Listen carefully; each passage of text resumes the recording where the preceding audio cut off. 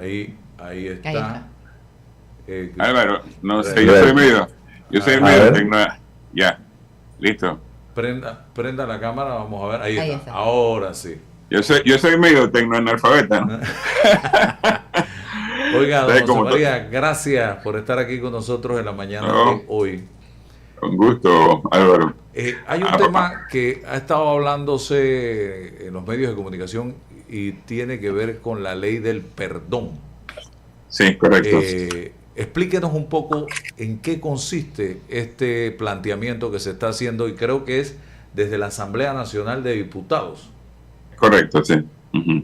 Adelante. Bueno, mira, aprovecho tu amabilidad para anunciar que me han hackeado el teléfono, ¿no? Bueno, y el WhatsApp. Así que están pidiendo plata y estén advertidos, pues, mis amigos, que no le manden, ¿no? Que no soy yo. Y si le voy a pedir dinero, voy a ir personalmente, ¿no? Ajá. Mira, Bueno, Álvaro, que lo tengan claro. nuestro sistema penal tiene varios mecanismos alternos de solución de conflictos penales. Todas las soluciones todas las respuestas del proceso penal no son necesariamente la cárcel, ¿no? El sistema, el derecho penal tiene el propósito primeramente de reproche. O sea, nosotros tiene un propósito pedagógico para que la sociedad aprenda de que estas cosas no se pueden hacer, ¿verdad? Las acciones típicas antijurídicas culpables, lo que es el delito. Voy a tratar de no tener estos lenguajes de abogados, sino que todas las personas podamos entender lo que estamos hablando, ¿no? Tiene el proceso de reinserción social, ¿verdad? O sea, la persona que delinque debe ser restituida a la sociedad, por lo menos en la mayor parte de los casos. En este sentido, nuestra legislación ya contempla una figura que se llama el desistimiento de la acción penal.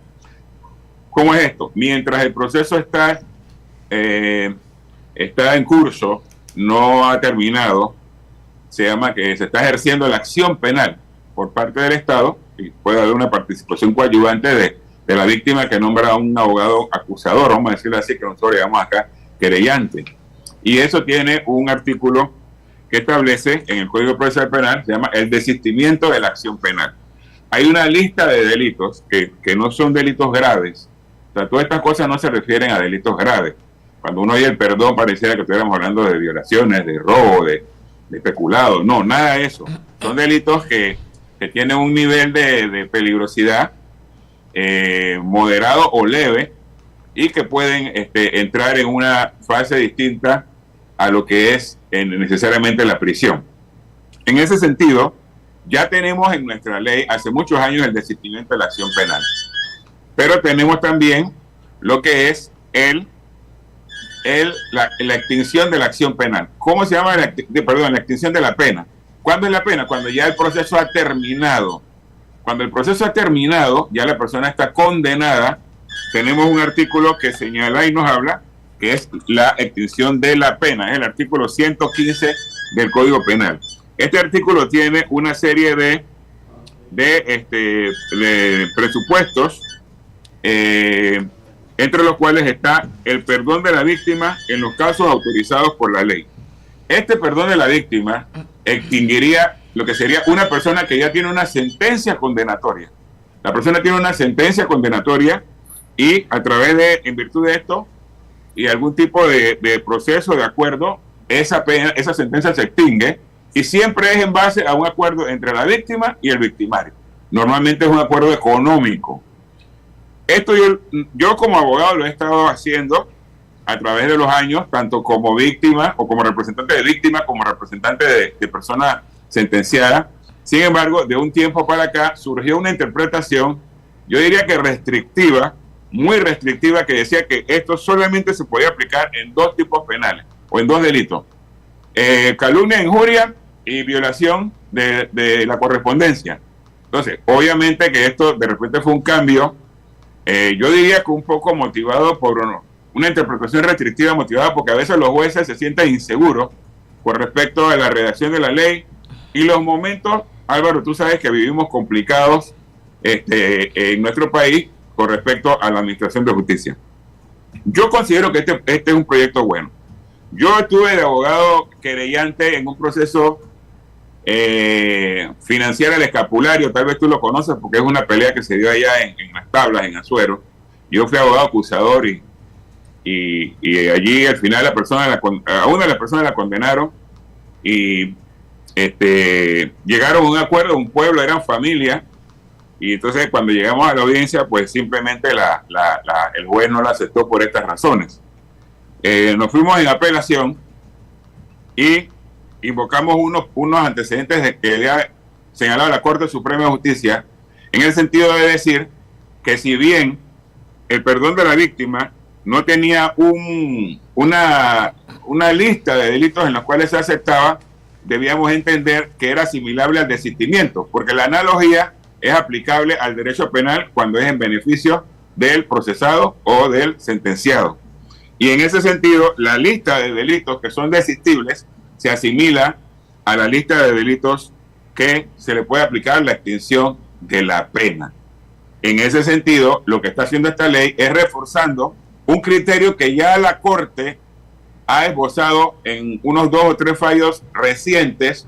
Más sin embargo, creemos nosotros, y el diputado pues me convocó a esto, y yo estoy en disposición de ayudar, pues porque creo que uno tiene que aportar. Y lo único que ha hecho es agarrar los mismos delitos que son susceptibles de ser desistidos en la acción para extinguir la acción penal, y asimilarlo a los delitos que son susceptibles de que se aplique la extinción de la pena. Es la misma lista. Lo único que hicieron aquí fue que, por ejemplo, los delitos son, voy a leerlos rapidito para no homicidio culposo, lesiones personales y lesiones culposas, hurto, apropiación indebida, estafa y otros fraudes, usurpación, daños y delitos cometidos con cheque, incumplimiento de deberes familiares. Aquí había actos libidinosos cuando se trataba de mayores de edad. Esto el diputado lo eliminó, o sea que modificó la lista originaria del desistimiento.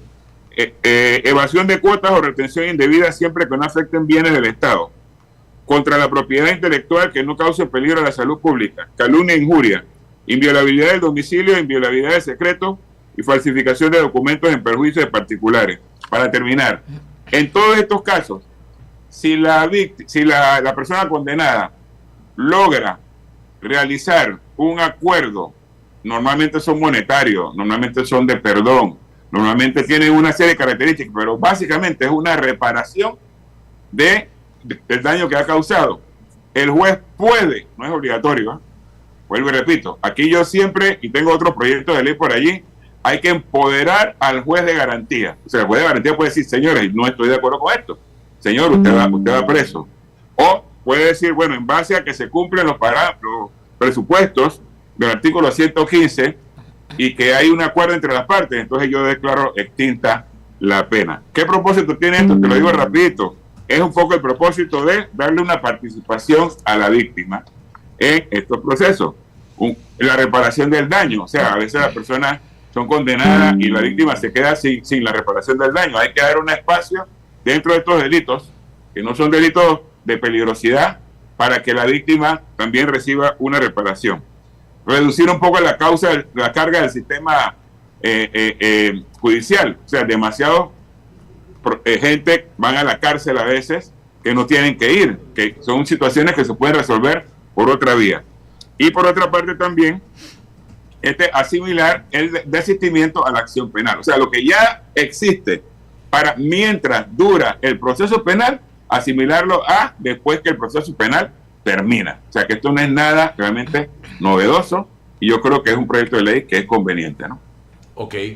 Entonces, es muy importante reiterarle a la población lo que usted ha planteado, que no se incluyen delitos graves en este proyecto de ley.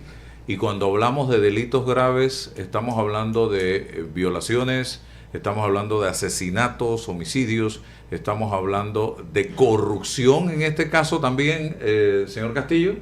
No, absolutamente, ni corrupción, ni peculado, ni ninguno de estos delitos que tienen que ver con, vamos a decirlo así, entre comillas, con la clase política. Nada. O sea, estos son delitos que son de los cotidianos y que ya tenemos desistimiento de la acción. ¿verdad?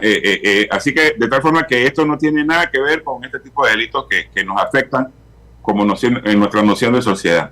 Ok, ni se puede en la reglamentación, porque este país todos lo conocemos, introducir algo que pueda llevarnos en esa dirección.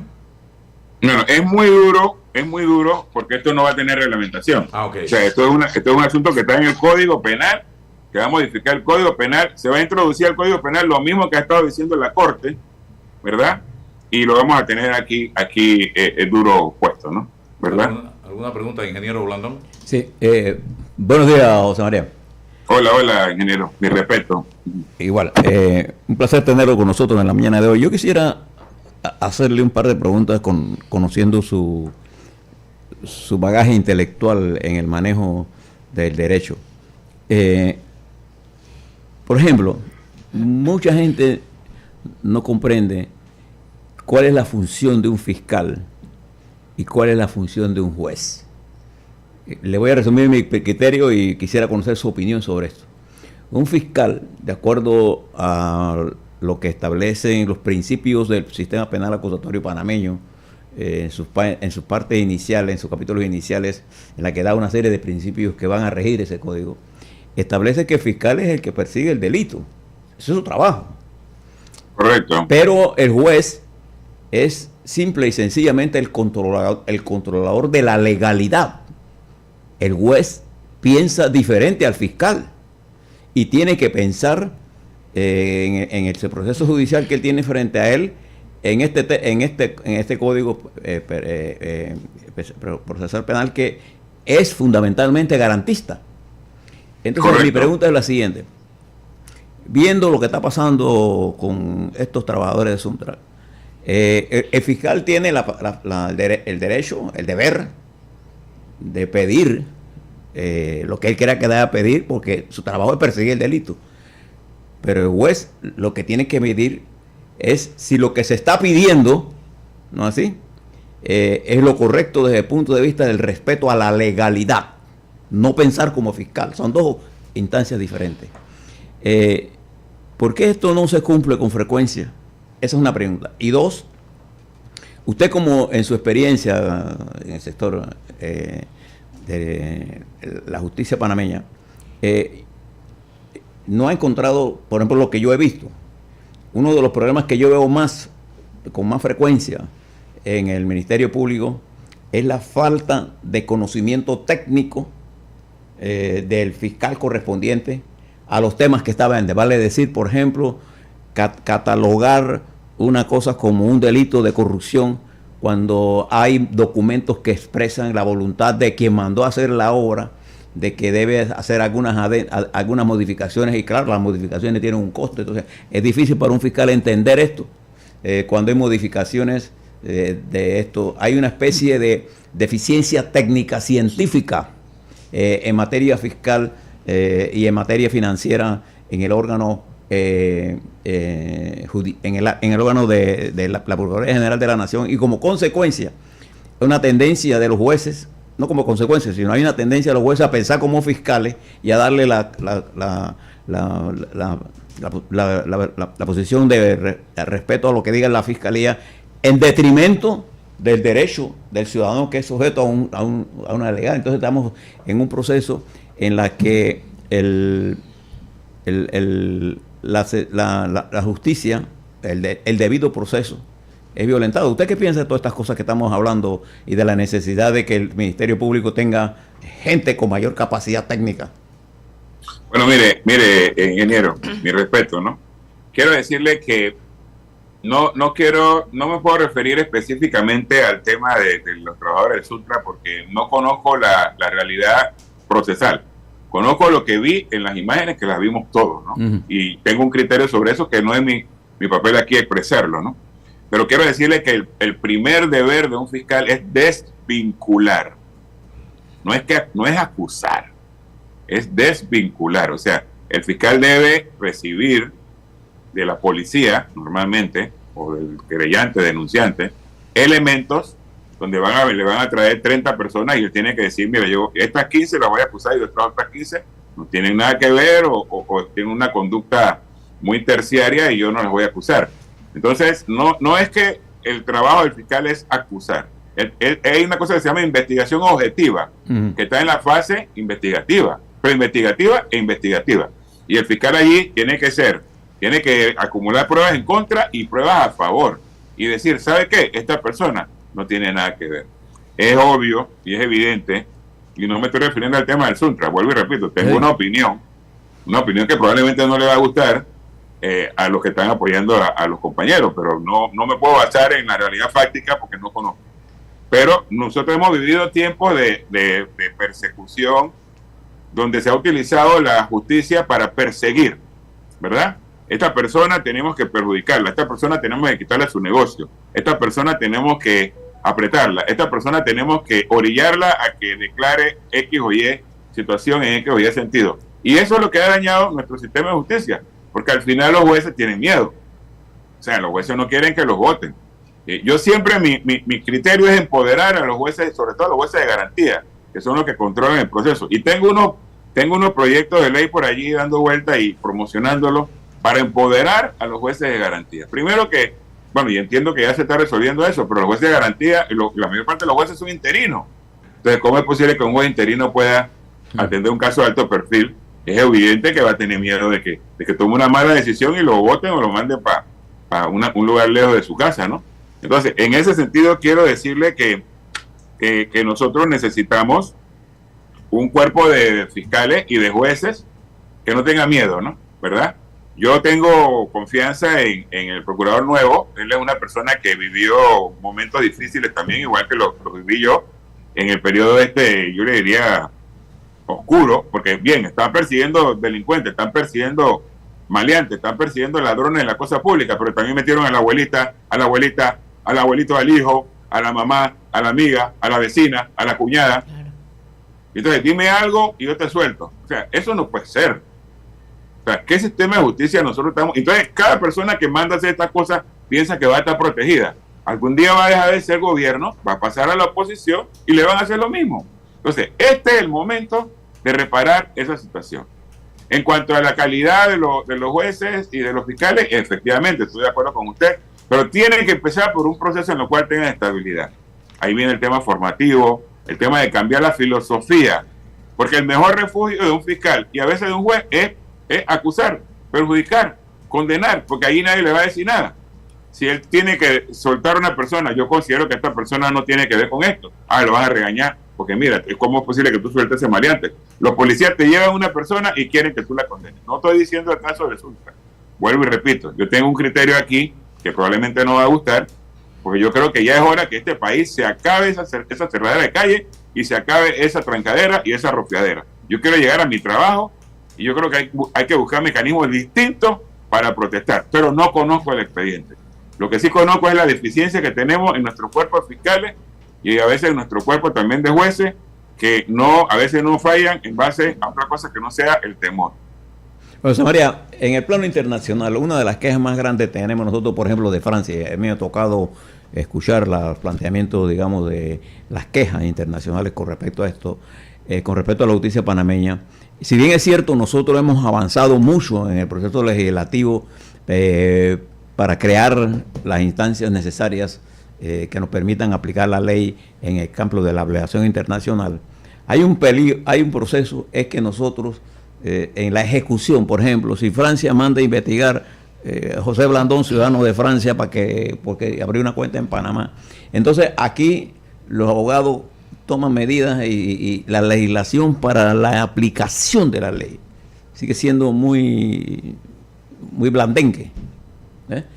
¿Usted qué piensa de eso? Bueno, sí, yo creo que nosotros aquí a veces estamos muy al servicio de organismos internacionales en cuanto a este tipo de cosas, ¿no? Que haya una asistencia judicial, a veces ni siquiera están pidiendo que imputen a la persona, inmediatamente le tratan como si fuera un criminal y a veces hasta abre un expediente aquí de un asunto que ni siquiera tiene las evidencias y las pruebas, ¿no? Y regresamos al tema de la formación, al tema del valor, ¿verdad? Al tema de tener una verticalidad y un análisis rígido, porque se trata de la vida de una persona que vas a estigmatizar, que vas a poner en un expediente que va a durar 4 años o 5 años. Entonces sí, estoy de acuerdo contigo. Yo he tenido asistencias judiciales que a veces no me dejan ni siquiera presentar poder, ingeniero. Ni siquiera presentar poder, pero por otro lado me están abriendo un expediente interno. Pero después de 4 años resulta que no hay nada. A veces hasta el país de origen desiste de la asistencia y quedo yo aquí con un proceso. Y como no tienen nada, tampoco lo cierran, porque los procesos se quedan abiertos aquí 3 y 4 años. Mientras no te imputen, no hay término.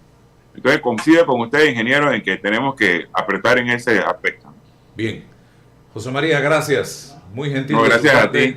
Y Álvaro, espero que no sea la última vez que podamos conversar. Estamos a la orden, Álvaro. Para que haga docencia. Siempre me aprecio contigo, Álvaro. Igualmente.